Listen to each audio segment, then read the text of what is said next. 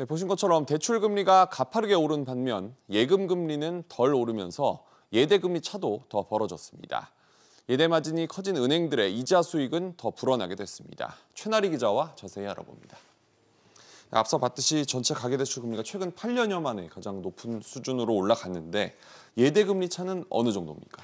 네, 지난달 잔액 기준 예대금리 차는 2.35%포인트로 3년 10개월 만에 최대입니다.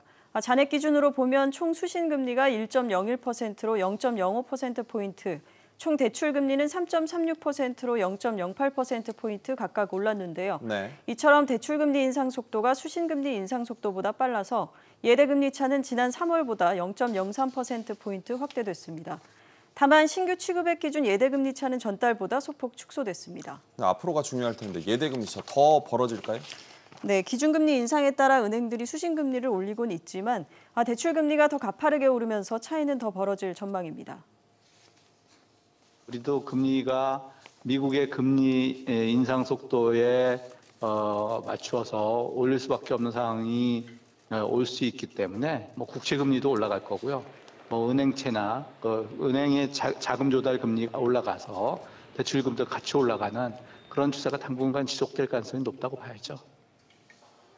이자 부담에 대한 소비자 불만이 높아감에 따라 금융당국은 이르면 올 4분기부터 예대금리차 비교 공시를 시작할 예정입니다. 금리가 계속 올라갈 걸 감안해야 될 텐데 그렇다면 고정금리와 변동금리 중에서 어떤 걸 선택하는 게 나을까요?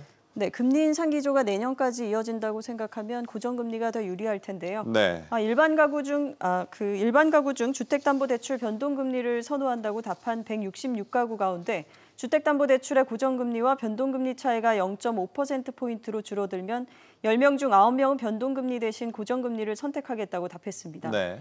하지만 당장은 고정금리가 변동금리보다 약 1%포인트 더 높은 만큼 1년 이내의 단기 대출이라면 변동금리가 더 유리할 수 있습니다.